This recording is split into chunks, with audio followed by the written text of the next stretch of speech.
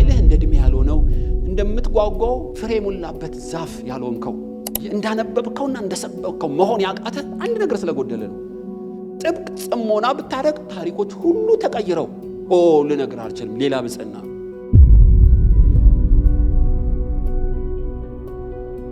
ስለዚህ በጽሞና ውስጥ ያለ ሰው አንድ ጉልህ ምልክት አለው። ቁጣ በገጠመው ጊዜ ራስን መግዛት፣ ቁጣውን መቆጣጠር ይችላል። ራሱን መግዛት የማይችል ሰው አየህን? ለቁጣ የሚቸኩል ሰው አየህን? ለሰነፍ ተስፋ አለው ይላል በመጽሐፈ ምሳሌ ላይ። ሳኦል ዳዊት ከአቤሜሌክ ጋር ስንቅና ተክል ሲሰጠው አየው። ሳኦልም ተቆጣ። ከዛስ አቤሜሌክና ካህናትን ገደላቸው። ስለዚህ አሁን እንደ ላቦራቶሪ ኤምአርአይ ብታነሳ ሳኦል ጸሎትም ጽሞና በቤቱ የለው። በሚያስቆጣ ነገር ጆሮ መረጃ ሲገባ ቁጣውን መግራት ከቻለ ያ ሰው ጥልቅ የጸሎት ሕይወት አለው።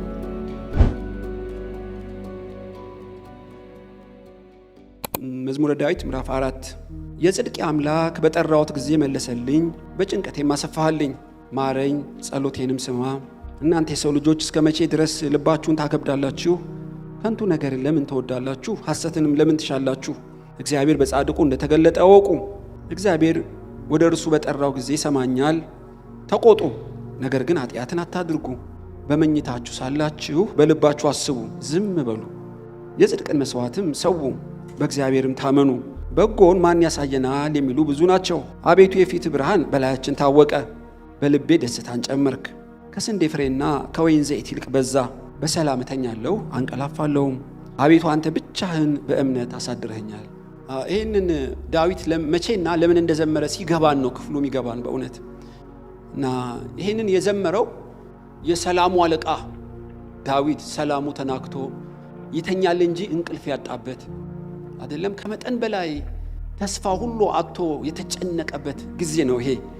እና ለምን እዚህ ጫፍ ላይ ደረሰ ይሄ የተቀባ ልበ እግዚአብሔር ብትሉ የኋላ ታሪኩን ማጥናት ግድ ነው። በዳዊት ቤት አምኖን ትዕማርን ሲያነውራት ትዝ ይላችኋል። አንድ ወቅት ይሄን ነገር ተናግሬ ያለው ስለምን በቤቴ የሆነ አላለም። እንደ አንድ ክስተት ነው የቆጠረው ዳዊት። እና ይሄ እንግዳ ነገር ለምን በቤቴ የሆነ ምንጩ ምንድን ነው አላለም። እና እንደምንም ብሎ አለባብሶ አለፈው። ትንሽ ቆይቶ ታውቃላችሁ አቢሴሎም አምኖንን ገደለው። ሰው አገልግሎት አቁሞ ትንሽ አይመረምርም? ታውቃላችሁ ጽሞና ከጸሎት ይለያል። የሰርክ ጸሎቱንና ዝማሬ ባያቆምም በአርምሞ ጥሞና ለመግባት ራሱን አላሰለጠነም ማለት ነው። በዚህ ጊዜ የጽሞና ማለት ከጸሎት ትንሽ ይለያል። እና ሁሉን ነገር ዘግተ ረዘም ላለ ጊዜ በእግዚአብሔር ፊት መቆየት ማለት ነው ጽሞና። እና አንዳንድ ጉዳዮች በብርቱ ጽሞና የሚንከባለሉ በልዩ ጽሞና መጋረጃው የሚቀደድ ኢሹዎች በህይወታችን ይገጥሙናል። እና ዳዊት የገጠመው አንዱ ይሄ ነው ታውቃላችሁ። እና አምኖን ሞተበት። ትንሽ አለቀሰና ለምን አላለም። የሚገርማችሁ እና ያሳደዱኝን አሳዳቸው፣ አንድ ቀንድ እንዳለው አውሬ በትናቸው እያለ መጸለይ ጀመረ። ነገሩ እየቆየ ስር ሰደደበት። አቢሴሎም መፈንቅለ መንግስት አወጀ።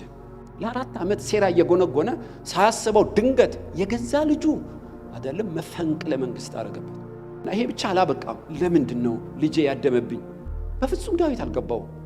እና አኪጦፌል ምክራቸው ይበተን እያለ ሁሉ በዜማ ይዘምር ነበር። እና ሰው እኮ ቆም ያደርጋል በእውነት። እና መመርመር አለበት፣ መጠየቅ አለበት። እና ዳዊት ግን በመረጃና ማስረጃ እየተማራ በሚያየው ይነዳል፣ በሚሰማው ይበይናል። ውትብትብ አለበት ህይወት። እና ይባስ ብሎ በድንኳን ሰው ሁሉ እያየ 10ሩን የዳዊት ዕቁባቶች አቢሴሎም እያንዳንዱን ተገናኛቸው፣ አዋረደው ማለት ነው። ለምን አላለም ዳዊት? እንዲያውም በመጽሐፍ ቅዱስ ላይ ሁለተኛ ሳሙኤል 18:2 ላይ ሰራዊቱን ሰብቆ አቢሴሎምንና ይሄን ሁሉ ያደረጉብኝን እዋጋለሁ እወጣለሁ ከእናንተ ጋር አላቸው።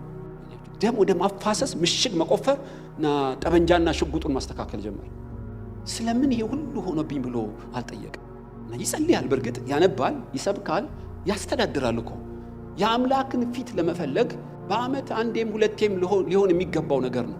እና በብርቱ ጽሞና አንኳኩ እንጂ ኳ አድርጎ አልተባለም። ታውቃላችሁ የነገሩን ምስጢር እስኪያውቅ ማንኳኳት አልቻለም።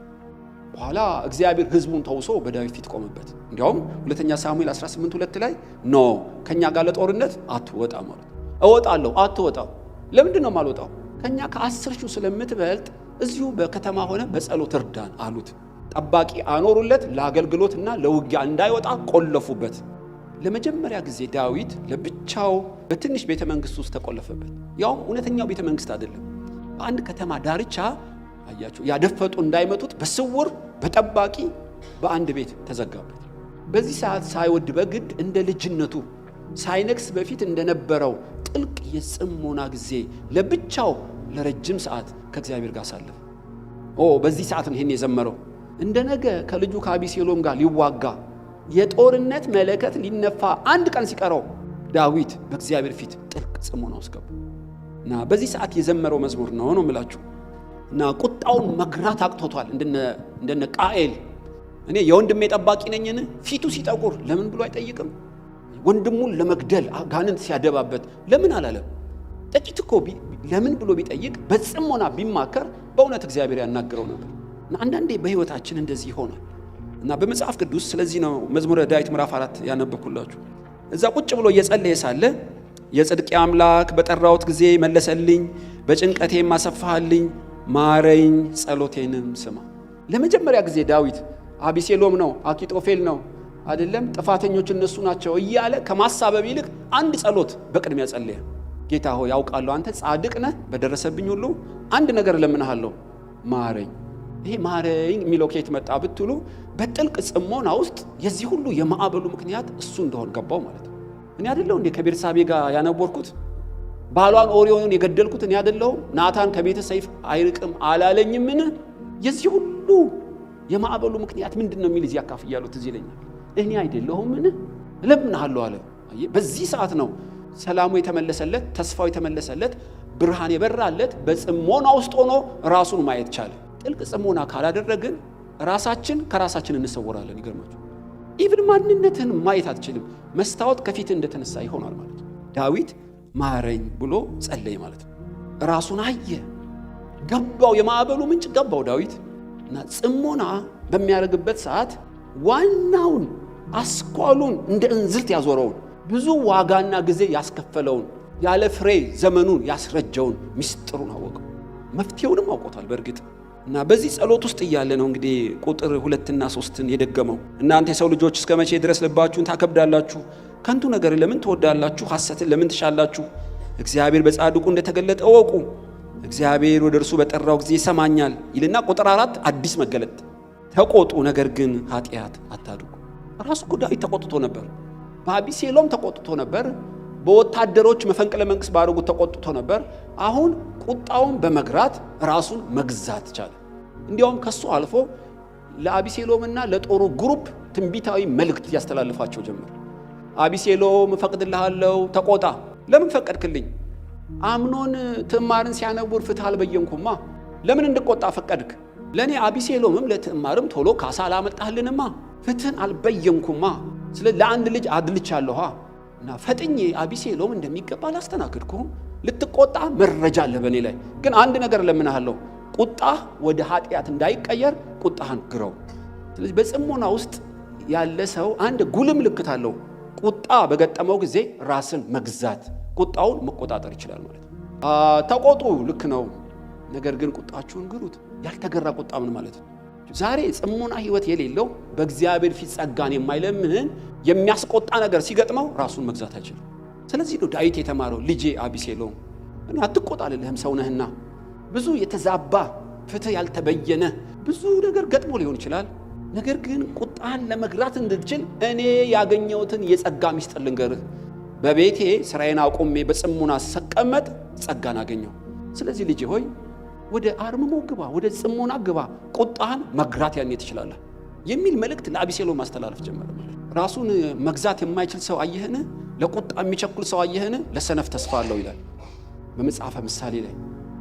ብንቀጠቀጥ ሰውነቴ ላብላብ ቢሆን ምናልባት ወባ ነድፈዋል እንዴ እንደምትሉት አይነት ነው።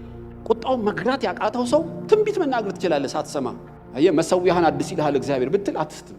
በእግዚአብሔር ፊት የጽሞና ህይወት ከሌለ በቀር በምድር ላይ በሚያስቆጣ ዘመን ቁጣህን መግራትና መቆጣጠር አትችልም። ዳዊት እንዲህ ሆኖ ነበር። ምስጢሩን ካገኘ በኋላ ከሱ ተርፎ ለትውልድ መጻፍና ማስተማር ጀመረ ማለት ነው። ታውቃላችሁ የሰው ቁጣ የእግዚአብሔርን ጽድቅ አይሰራም። ስለዚህ ነው መጽሐፍ ቅዱስ የሚለው ተቆጣ፣ ነገር ግን ኃጢአት እንዳታደርግ እለምንሃለሁ። ሳኦል ዳዊት ከአቤሜሌክ ጋር ስንቅና ሲሰጠው አየው። ሳኦልም ተቆጣ። ከዛስ አቤሜሌክና ካህናትን ገደላቸው። ስለዚህ አሁን እንደ ላቦራቶሪ ኤምአርአይ ብታነሳ ሳኦል ጸሎትም ጽሞናም በቤቱ የለውም ማለት ነው። በሚያስቆጣ ነገር ጆሮ መረጃ ሲገባ ቁጣውን መግራት ከቻለ ያ ሰው ጥልቅ የጸሎት ህይወት አለው ማለት ነው። ስጋ እንደ ማዕበል ድንግጥ ቁጣ ይነሳል። ከጎረቤት ከመስሪያ ቤት ከአገር ይነሳል። ብዙ ሰይፍና ድንጋይ ይዞ ሆ ብሎ ሲወጣ ተረጋግተህ ከተቀመጥክ አንተ የጽሞና ህይወት አለ ማለት ነው። ረጅም የሆነ ከእግዚአብሔር ጋር የግል ግንኙነት ጥብቅ ነው ማለት ነው። እንዲህ ያሉ ማዕበሎች የሚታለፉት በጽሞና ብቻ ነው። ኢቭን ዳዊት በእርጅናው በአደጋ ጊዜ ነው ይህንን ጥበብ ያገኘው።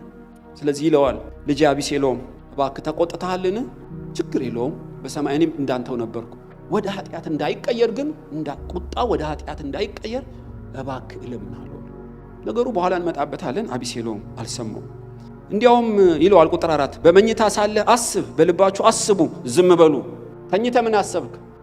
መፈንቅለ መንግስት አድርገ ዘውድ ስትጭን አየህ በአእምሮ ምንም ችግር የለው። ወፍ አይብረር በጭንቅላቴ ላይ ማለት አትችልም።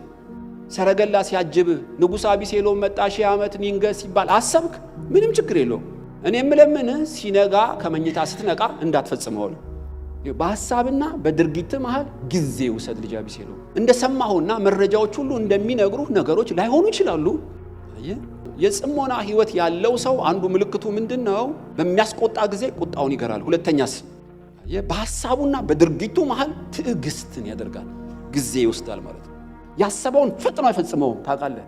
እና 100% ትክክል ቢመስለውም 1000 ዓመት ይንገስ ቢባልም ንግግር ቢችልም መልኩ ቢያምርም ዳዊት ደግሞ ያለቀሰ ባዶ እግሩን ቢወጣ ናታን ቢገስጸው ደም ቢገኝበት ምንዝርና ቢያረግ አቤሴሎም እንዳለው ከሳኦል መንፈስ ቅዱስ ተነስቶ በዳዊት ላይ እንደሆነው ከዳዊት ተነስቶ አቤሴሎም ላይ የሆነ መሰለው። በ10 ጣቱ ነው አቤሴሎም የመሰለው እኮ። ሊመስልህ እኮ ይችላል፣ ግን እንደ እውነት ሲነጋ እንዳትፈጽመው ተጠንቀቅ። ጊዜ ውሰድ።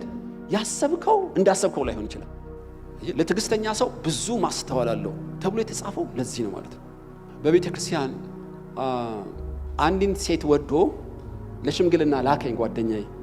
የሄድኩባቸው ሰው ካህን ናቸው፣ ያው ታውቃላችሁ። እና ልጆትን ለልጃችን እንዲሰጡን ነው ብለን 3-4 ሽማግሌዎች ቆምን። ኦኬ በጣም አመሰግናለሁ ስለመጣችሁ፣ አሁን ቁጭ በሉ ልጄን ሰጥቻለሁ እማጫውታችኋለሁ አሉ። አይ ከባህሉ ውጪ ስለሆነ አንቀመጥም፣ እባክህ ቄስ አታካብድ ቁጭ በላሉ። ደነገጥኩ። በጣም የተከበሩ በእድሜም የገፉ ካህን ናቸው። ቁጭ ስል ምንድነው ስራ አሉኝ። እኔ ካህን ነኝ። ኦኬ ካህን በጣም ጥሩ፣ ብዙ እመክርሃለሁ። ከብዙ ምክሮቼ አንድ ህይወቴን የቀረጸው ለአንተ የሚጠቅም ምክር ልምከርህ አሉኝ። እሺ አባባ ምከሩኝ። ቄስ ናቸው። እኔ ይገርምሃል አባቴ በልጅነቴ ነው የሞተው። ማገደለው? ቆይ አትቸኩል ታሪኩን ልንገርህ።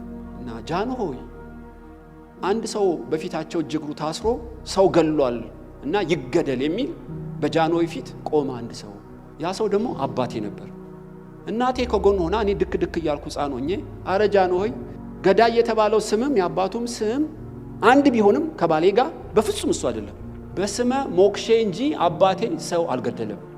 የተገደለባቸው ደግሞ ኖ ጃንሆይ ፍትህ በይኑልን፣ ይሄው መረጃ አለ፣ ማስረጃ አለ፣ ምስክር አለ፣ እሱን የገደለው። ጃንሆይ ከቴጌ ጋር ግራ ተጋቡ። ያኛውም እናቴ ትንፈራፈራለች፣ እኔም ልጅ ነኝ አለቅሳለሁ። የአባቴ ቤተሰቦች ያለቅሳሉ፣ እነዛ ደግሞ ተበቀሉልኝ ይላሉ። ለሁለት ተከፈለ ችሎቱ። እና በእርግጥ እሱ ነው ይሄው ስሙም የአባቱም ስም ይሄው ምስክሮች አሉ፣ እሱ ነው የገደለው። ከዛ እናቴ ሮጣ ሹልክ ብላ የጃንሆይን እግር ተጠምጥማ ስለ እግዚአብሔር ጃንሆይ ቢፈልጉ እድሜ ልክ ሰሩት፣ ነገር ግን እንዲገደል አይፍረዱበት፣ ጊዜ ውሰዱ፣ ይታሰርና ይመርመርልኝ። ኖ አሉ ጃንሆይ፣ በምድሬ ላይ ደሙ ያፈሰሰ ደሙ ይፈሳል፣ ወስዳችሁ እርምጃ ውሰዱበት አሉ። ከዛ ፊታቸው ተሸፈነ፣ አባቴ ፊቱ ተሸፈነ፣ እጅግሩ ታሰረ፣ በጅፕ መኪና ወደ 4ኛ ክፍለ ጦር። ከዛ ደነገጥን እና ከጥቂት ደቂቃ በኋላ ልክ 4ኛ ክፍለ ጦር ፊቱን ሸፍነው ሊረሽኑ ሲያስገቡት ከየት ገዳም ከአማራ ክልል ካለው ከአንዱ ገዳም ካለው የፖሊሶች መሪ ኃላፊ ይመስለኛል ስልክ ተደወለ። ጃንሆይ ተሳስተን አሳሳትኖት ስሙም የአባቱም ስም የሆነ አንድ ሰው በገዳም ውስጥ ተደብቆ አገኘን፣ እውነተኛው ገዳይ በእጃችን ገባ የሚል በራዲዮ መልእክት ነገሯቸዋል። ደነገጡ። እሳቸው በፈጥኖ ደራሽ ይሄ ሊገደል ያለው እንዳይገደል መልእክት ገና ሊደውሉ ሲያስተላልፉ ረሽ ነው ገደሉት። ጃንሆይ እንባቸው መጣ አሉን እሳቸው ሲነግሩኝ ቄሱ ደነገጡ። ይህን ሕፃን ልጅ ያላባት ላስቀረው ነው ጊዜው ሰዳት ቸኩል ስትለኝ ሳልመረምር ሳልታገስ ንጹህ ደም አፈሰስኩ። ደነገጡ። በቃ አሁን ምን አደርጋለሁ? አንዴ ሆኗል። ልጁን እንደ አባት ሆኜ እንደ ልጅ ያሳድገዋለሁ። እናትየውንም ልጁንም አምጡልኝ ሲሉ እናቴ እኔን ተሸክማ በህዝብ መሃል ጠፋች። ብትፈለግ እናቴ ጠፋች። ጃንሆይ እንቅልፍ አጡ። ይችን ሴት ከልጇ ጋር ካላመጣችሁ እተኛለሁ እንጂ እንቅልፍ አጣው፣ አድናችሁ አምጡልኝ የሚል ትእዛዝ አወጡ። በብዙ ሴኩሪቲ ታድና ዱካዋን ተከታትለው እንደ መነኩሴ ሆና ራሷን ቀይሮ ይመስለኛል አንድ ገዳም ውስጥ እናቴ ተገኘች እና ጃንሆይ ነይ ይሉሻል፣ ጦርሻለሁ፣ ልጅሽንም አሳድጋለሁ። አልፈልግም፣ ሞዶ ባሌን ገሎ አይጦረኝ፣ አልፈልግም። እምቢ አለች። ያለም በቃኝ እንደሚሉት አረ ጃንሆይ እምቢ አለች። እሷ እምቢ ካለች ልጁን ሰርቃችሁ አምጡልኝ አሉ እና እኔ ተሰርቄ መጣሁ አሉኝ ሲነግሩኝ። በጣም የሚገርም ታሪክ ነው። ፊልም መሰራት የሚችል ነው በእውነት። በኋላ ያው አድጌ ወደዚህ ወደ ክህነት አበቁኝ እና የአንድ ደብር ኃላፊ ሆንኩ እያሉ ብቻ ታሪኩን ነገሩኝ እና እሺ አባቴ ከዚህ ሁሉ ውስጥ ምን ሊያስተምሩ ነው የፈለጉት ስላቸው፣ ምንም መረጃ ብትሰማም አየ 100% እርግጠኛ ብትሆንም ፈጥነህ እጅህን አትጫን። አየ ደጋግመህ አስብበት። በተለይ በሰው ልጆች ጉዳይ ላይ እንደሰማህ በይን አይደለም፣ እንዳያህ ትፍረድ፣ ጊዜ ውሰድ። ገብቶሃል ያሉኝ ገብቶኛል አባባ አልኳቸው። ባልንጀራ ባሳፈረ ጊዜ ፈጥነህ እጅህን አትጫን በኋላ እንዳትጸጸት እንደሚለው። ስለዚህ አሁን እኮ ዳዊት የሚመክረው ልጅ አቤሴሎም የምታየው ነባራዊ ሁኔታ ሁሉ ይመስልሃል ክብር ከኔ የተለየ አይደለም፣ ክብር ወደ አንተ የመጣ ይመስልሃል። እስራኤል ሁሉ ካንተ ጋር አይደሉም? 1000 ዓመት ንገስ ብለው ቀብሁ አይደለም፣ ኃያላን ጦር መሳሪያ ይዘው ካንተ ጋር ናቸው አይደለም። እኔ እግዚአብሔር የጣለኝና የረገመኝ የተለየኝ መሰለ? ምንም ችግር የለም እንዲህ መምሰሉ፣ ግን ማታ ተኝተህ ያሰብከውን ቀን አታርገው። ጊዜ ውሰድ ልጅ። ይሁዳ ያዕቆብ ልጅ ይሁዳ ምራቱ ትማር ሴሰነች። ሰው ትንሽ ጊዜ ወስዶ አይመረምርም? ወደ ውጭ አውጧት፣ በሳት አቃጥሉና ግደሏት። እርግጠኛ ነኝ ከያህዌ ጋር ከአብርሃም አምላክ ጋር ይሁዳ ጸሎት አቁሟል ማለት ነው። መታገስ አልቻለም እና በሚሰማውና በሚያየው ፈጥኖ በየነ። ነገሩ ከራሱን የጸነሰችው እንደምታውቁ። እኔ አንድ በጣም በትዕግስቱ አንድ ቀን ተናግሮ ሰብኮ ማያውቅ በህይወቱ እንደው የሚያስደንቀኝ ሰው ማን ነው ብትሉ የማርያም እጮኛ ዮሴፍ ነው። ማርያም ከመንፈስ ቅዱስ ጸነሰች፣ እርጉዝ ሆነች። ያው ሆዷ እየገፋ ባየ ጊዜ ከወንድ የጸነሰች እኮ ነው የመሰለው። ህጉ ይፈቅድለታል አመንዝራ ልጅ ብሎ ካሰበ እና መረጃ አለ፣ ሆዷ ገፍቷል። ግን ለማንም ካህን ሲናገር ደግሞም ሲያጋፍጥ አታዩም። ጻድቅ ሆኖ በስውር ሊተዋት አሰበ። ጊዜ ወሰደ እኮ ማለት ነው። ነገር ግን ከመንፈስ ቅዱስ እንደጸነሰች እጮኛውን ሊወስድ እንዲገባው በመልአክ ተገልጦ ተነገረ። አቤት ቀድሞ አጋፍጦ ቢሆንስ በአንድም በሌላም ያድናታል። ዮሴፍ ግን ይብላኝለት አለመቸኮሉ እንደ ብሉይ ኪዳኑ ይሁዳ ዮሴፍ አዳነው፣ ከጸጸት አዳነው ማለት ነው። አንዳንድ ጉዳዮች 100% እውነት ይመስላሉ።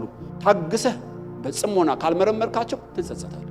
ስለዚህ ፈጥነህ እጅህን አትጫን በኋላ እንዳትጸጸት የተባለው እና በምድር በጸሎት ጉልበታችን የሳሳ ስለሆነ አእምሯችንም በእግዚአብሔር ቃል ስላልተሞላ በምናየውና በምንሰማው ከፈረድን በእውነት እላችኋለሁ በአንድም በሌላ መጸጸታችን አይቀርም። ፍጹም ዕውቀትና ሙሉ ብርሃን ስላልበራልን የጸሎታችን ሕይወት ጥልቅ ስላልሆነ ክፉና ከደጉ መለየት ያቅተናል አንዳንዴ። ስለዚህ ነው የሚናገረው እባክህ ታገስ እና ጊዜ ውሰድ ይለው። አሳፍ በዚህ በጣም ብርቱ ነው። ኃጢአተኞች ወዛቸው ግጥም ብለዋል፣ እንስሶቻቸው አይሞቱም፣ ታማው አያውቁም እና በጤና ለምልመው ነው የሞቱት። እኔ ደግሞ በየቀኑ ነው የምሰቃየው፣ ግራ ገባኝ ጌታ ሆይ ይልና የሚደንቅ ቃል ተናግሯል። በልቤ ምንም ያልተመለሰ ጥያቄ ቢኖረኝም ለማንም አልሰበኩም አልተናገርኩም፣ በልቤ አፍኜ ያዝኩት ይላል። በትዕግስት የእግዚአብሔርን ፍጻሜ በዚህ ጉዳይ ላይ ለማየት ጭጭ አልኩ ይላል። በእርግጥ እግዚአብሔር በአንድም በሌላ ለአሳፍ ተናገረ። አንዳንዴ ትዕግስት እናጣለን። ስለዚህ ፈጥነን እጃችን እንጭናለን። ምልክቱ ምንድን ነው? የጽሞና ሕይወት ከሌለን እንደዚህ ያለ አቋሪ ውስጥ እንገባለን። ወደ ፈተና እንዳትገቡ ትጉና ጸልዩ የተባለው እኮ ለዚህ ነው። ፈተናው ምንድን ነው? ያልተገራ ቁጣ እንቆጣለን። ከአፍ ከወጣ አፋፊ እንደሚሉት አባቶች አንዴ ከተቆጣ ልትመልሰው አትችልም። የሰው ቁጣ ጽድቅን ስለማይሰራ ጸጸትን ስለሚወልድ እንደዚህ ያለው ከጸጸት ለመዳን አንዱ ብቸኛ መድኃኒት እንደ ክትባት በአምላክ ፊት ጽሞና መለማመድ። ሁለት በችኮላ ብዙ ነገር ውስጥ ቃል ኪዳን ውስጥ ይገቡና በችኮላ ይፈርሙና የሚጸጸቱ ብዙ እንዳሉ ልነግራችሁ ይችላል። ግራቀኙን ለማየት መታገስ ያቀታቸዋል። እንዲህ ያለ መለኮታዊ ትዕግስት ከምን ይመጣል ብትሉ ከጽሞና ውስጥ ነው የሚወጣው አይደለም። ስለዚህ ነው ዳዊት ቸኩሎ ጦርነት እኮ ሊያውጅ አብሬ ሄዳለሁ ሲል በዛች ጽሞና ውስጥ ከመቀጽበት አእምሮ ተቀየረ፣ አመለካከቱ ተቀየረ፣ ኢቭን ጸሎቱ ሁሉ ተቀየረ። የጽሞናን ጉልበት እኮ ነው ማካፈላችሁ። እንዲያውም ይናገራል እዚሁ ምዕራፍ 4 ላይ የጽድቅን መስዋዕት ሰው በእግዚአብሔርም ታሙ እና አቢሴሎም ጠቅላላ መስዋዕቱ ሁሉ በጽድቅ አይደለም፣ ውሸት ነው። ጠቅላላ ስራ ሁሉ ካንተ ጋር የተሰበሰቡት የእምቧይ ካብ ናቸው፣ ውሸት ናቸው። እውነት ይመስላል። ብዙ ሰው ስለመጣልህ ስለተሰበሰብክ እውነት ነው ማለት አይደለም። አቢሴሎም ንግግርና ሰላምታ ሁሉ በሽንገላ የተሞላ ነው። የጽድቅ የእውነት መስዋዕት አቅርብ አታውቅም። እኔ እለምንሃለሁ ጀምራለሁ፣ በጽድቅ መስዋዕት ማቅረብን ጀምር። የገነባህና የቀባሃቸው ቅቦች ምንም እውነተኛ ቢመስሉም ፍጻሜው አያምርም። ልጅ ሆይ አታምጽ፣ በእውነት ላይ አታምጽ። የጽድቅ መስዋዕት ሰዋ። እንዴት ይቻላል? በብዙ አመፀኞች መሃል በጽድቅ መኖር እንዴት ይቻላል? በጽሞና በጌታ ፊት ራስን ስታሰለጥ ነው። ያለዛ እያወቅከው ስህተት መሆኑን እያወቅከው ነገሮች ይነዱሃል እንጂ አንተ ነገሮችን አትነዳቸው። ስለዚህ አቢሴሎም በጣም ብዙ እኮ መልካም ነገር አለው። ይገርማችኋል። ትዕግስቱ በአንድ በኩል ንግግር መቻሉ ይገርማችኋል። ውበቱ ይገርማችኋል። በእውነት የንጉሥ ልጅ መስፍን እኮ ነው። በጣም ነው የሚገርማችሁ። ግን አንድ መሰረታዊ ኮርስ አልተማረም፣ ወይም በአንድ ጉዳይ ትንሽ ስንፍና ተገኘበት። ያም የጽሞና ህይወት የለው። ከአባቱ ጋር ቸርች ሊሄድ ይችላል፣ በዘመኑ ባለው ቤተ መቅደስ ማለት ነው። እና ካህናቶች ሊያስተምሩት ይችላሉ። ግን እንቆቅልሽ ያልተመለሰ ነገር በቤቱ ሲገጥመው፣ ተደራራቢና ረጅም እንቆቅልሽ ሲገጥመው ቆም ብሎ በአምላኩ ፊት መጸለይ አለመደ። እንደ ኤሊ ልጆች ነገሩ ከእግዚአብሔር ከሆነ እንደወደደ ይሁን እንደሚል አይነት ነው የሚመስለኝ። እግዚአብሔር ያላሸከመው መስቀል ተሸክሞ ከእግዚአብሔር ነው ጸሎቴን ሊሰማ አልፈለገም፣ ነገሮቹ እንደቀጠሉ ይሄዳሉ የሚል ሰው አለ ማለት ነው። አይደለም። ኃይልህ እንደ ዕድሜ ያልሆነው እንደምትጓጓው ፍሬ ሞላበት ዛፍ ያልሆንከው እንዳነበብከውና እንደሰበከው መሆን ያቃተ አንድ ነገር ስለጎደለ ነው። ጥብቅ ጽሞና ብታደርግ ታሪኮች ሁሉ ተቀይረው ልነግር አልችልም። ሌላ ብጽና ከተደጋጋሚና አሰልቺ ህይወት እኮ እንወጣለን። ነገር ግን ይችን ጽሞና የተባለችውን መለማመድ ግድ። ምንድነው ጽሞና? በእውነት እኔ የሰርክ ጠዋትና ማታ እንደምንጸልየው አይመስለኝም። እና ስራ ካለ ታስፈቅዳለህ፣ ሞባይል ካለ ተዘጋለህ። የምትጠራበት ጉዳይ እንዳትጠራ ራቅ ብለህ ትሄዳለህ። ከአምላክ ብቻ ለረጅም ሰዓት በጥልቅ በመንፈስ መገናኘት ማለት ነው። ዳመናው ይገፈፋል፣ የህይወት ምስጢር ይገባል። ጥቂት ጊዜ እኮ ነው ዋጋ የምትከፍለው። የህይወትህ ለረጅም ዓመት ራእይ ታገኛለህ። እንደዚህ ያለ ጽሞና ግን ከሌለን ረጅም ዓመት በብዙ ድካም በብዙ መንከራተት ያለ ምንም ፍሬ መንከራተት ይሆን። ልጅ አቢሴሎም እንደ ሌዊና እንደ ስምዖን ሐሰታዊ መገረዝ አታድርግ። እንደ አዶንያስ የውሸት ንግግር አታድርግ። ሄሮድስ 47 ዓመት ነው ቤተ መቅደሱን ያስዋበው። ውሸት። ሰዎች እሱን ንጉሥ እንዲሆን እንዲፈልጉ የሰውን ቀልብ ለመግዛት እንጂ የአምላክ ፍቅር አይደለም ቤተ መቅደሱን በእንቁና በፈርጥ ያሳመረው። ምንም ብዙ ዓመት ቢፈጅም ከጽድቅ የወጣ በአመፅ የሆነ ስለነበረ ፍጻሜው አላማረ። እንደ ሐሰተኛው ክርስቶስ አሰራር ሆነ። እና ዳዊት እና የአቢሴሎም መንገድ ሁለት ነው። ከሁለቱ ውጭ መሆን አንችልም። ለራሳችን ጽሞና ብንሰጥ ጥሩ ነው። ባንሰጥ ግን እንዴት እግዚአብሔር እንደሚሰጠን እሱ ያውቅበታል። በእውነት በመልካሙ ጊዜ ጽሞናን ካልተለማመድ በክፉ ጊዜ ለመጸለይ አትችልም። ውጤቱን ይው ዳዊት ደብዳቤ ጻፈለት። ልጄ ሆይ በእውነት ላይ አታምጽ፣ መስዋዕትህ ቅን ይሁን፣ አትቸኩል። ልጄ ሆይ እባክህ ቁጣህን ግራ። እኔ ጥይት አልተኩስም፣ የፈለገ ጊዜ ይምጣ የመጀመሪያውን ጥይት አልተኩስም። ልጄ ሆይ ትዕግስትን ተምሬያለሁ። ጦርነት እንደምታስበው ቀላል አይደለም። አቢሴሎም ብዙ አውሬ ህዝቡን ከመዘንቸሩ በፊት ደን ከመዋጡ በፊት በእግዚአብሔር አምሳል የተፈጠሩ ሰዎች ከመሰደዳቸው በፊት አቢሴሎም እለምንሃለሁ ቁጣህን ግራ። ግንፍል እኮ የሚያደርግህ ምንድን ነው? ጽሞና ስለሌለ ነው። ለብዙ ዓመት ትመራለህ፣ ለብዙ ዓመት ታዋጋለህ። እስቲ ቁጭ በል ለትንሽ ጊዜ ራስን ከእግዚአብሔር ጋር አስተያየው፣ ከቃሉ ጋር አስተያየው፣ ከህሊና ጋር አስተያየው። እረፍት ውሰድ፣ የዓመት ፍቃድ ውሰድ። አቢሴሎም በእውነት እልሃለሁ ያልዋጋህ የጽሞና ጊዜ ልስጥህ። አቢሴሎም አትቆጣ፣ ቁጣ ወደ ኃጢአት አይቀየር፣ ተቆጣ እንጂ ይለኛል። የልቡን አድርሶ ደግሞ ታገስ፣ በልብህ አስብ፣ ስትራቴጂ ንደፍ፣ ጠዋት ግን አታርገው ይለኛል። ለጦርነት ሲዘጋጅ ሲያዘናጋኝ እኮ ነው። የጽድቅ መስዋዕት ሰዋ ይለኛል። የልቡን አድርሶ የራሱ ጉዳይ ብሎ ወረቀቱን ቀዶታል። አቢሴሎም ጦርነቱን መለከት ነፋው። ዳዊት አይደለም የጀመረው። ይገርማችኋል።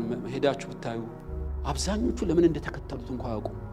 ጅብ ሲበላው፣ አንበሳ ሲበላው፣ አውሬ ሲበላው፣ መንገድ ጠፍቶበት ሲዛክር፣ እብድ በቅሎ ላይ ተቀምጦ እየሮጠች በዛፍ አቀበለች። ዛፍ በሰማይና በምድር መሃል አንጠለጠለ። ወይ አልሞተ ወይ በህይወት የለ፣ የተንጠለጠለ ህይወት። ምክርን አልሰማ ያለ ሰው ጨካኝ ሰው ታዘዘበት። ኢዮአብ ገና በአፍላ ዕድሜው በሶስት ጦር ቀርቅሮ ገደለ። አቢሴሎም ጥሞና የሌለው አቢሴሎም ድጋሚ ከአባቱ ጋር መኖርና መንገስ ሲችል፣ አምልጦ ማስመለጥ ሲችል፣ አንድ ነገር አቃተው። የሚያደርገው ሁሉ ትክክል መሰለው። ነገር ግን ሰማይ ናስ ምድር ብረት ሆነበት። ተፈጥሮ ካደው። ዛፍ ራሱ አላሳልፋለሁ፣ እንስሶች ተዋጉት። ነገር ሁሉ ጨለመበት። የሰማይ አምላክ አድነኝ ቢል ቶሌት አቢሴሎም። ዳዊት ግን ጫፍ ክሩ ልትበጠስ ነበርኩ። የተቀጠቀጠ ሸንበቆ ማይሰብር የምትጤስ ጧፍ የማያጠፋ እግዚአብሔር ማረኝ ብሎ ትንሽ ጽሞና ሲያደርግ ብዙ ብርሃን፣ ብዙ የልብ ደስታ፣ ብዙ ተስፋ ከሱ አልፎ ለሌሎች መልእክት የሚጽፍ ድጋሚ የነገሰና የተቀባ ሰው ሆኖ ቁጭ።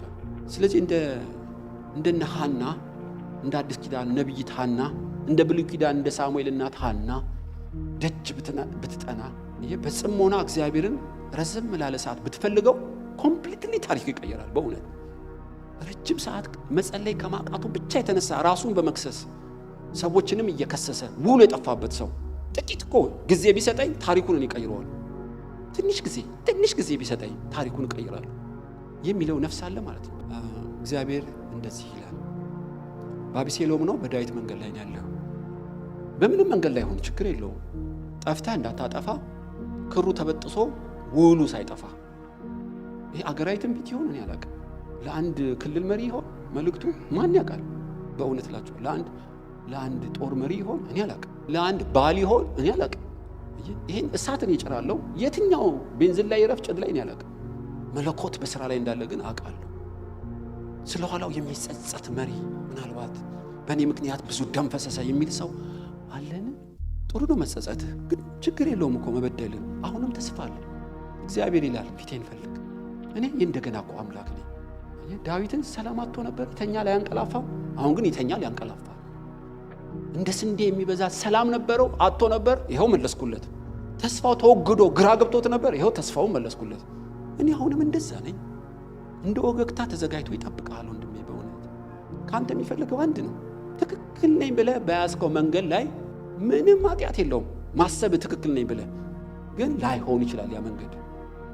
እስቲ ቆም ብለህ አምላክን አማክር። በዳዊት ዘመን ቀጥሎ ረሃብ ሆነ። ስንት ሰውና እንስሳ ረገፈ። ከዛ ሱባኤ ገባ። እግዚአብሔር ሆይ የረሃቡ ምክንያት ምንድነው? ከ3 ዓመት በኋላ የገባውን ሰዎች ኃጢአት ነው አለው እግዚአብሔር። አቤት ከ3 ዓመት በፊት ቢጠይቅ ኖሮ ወገኖች፣ ሰውም እንስሳም ሳያልቅ ፍጥረትም ሳይጎዳ ምንጩን ይነግረዋል፣ ረሃቡም ይቆም ነበር። እግዚአብሔር እስኪጠይቀው ድረስ ዝም አለው። ልክ ሲጠይቀው በነቢይ በኩል ሚስጥሩን ገለጠ። በፊቴ ጥቂት ብትጸልይ፣ ራስን ለመመርመር ትሁት ብትሆን እግዚአብሔር ታሪክን ይቀይራል። ሞትን ይሽራል፣ ጦርነትን ይሽራል፣ ቅባትን ያመጣል፣ ዘውድን ያመጣል። የተሰደደና የኮበለለው ይመለሳል። አገሪቷ፣ ቤተሰብ፣ ህይወት ሰላም ይሆናል። ዛሬ እግዚአብሔር እንደዚህ ይላል፣ በጽሞና ማምለጥ ይሆንልን። ኢትዮጵያን እግዚአብሔር ወደ ጽሞና ይመልስ።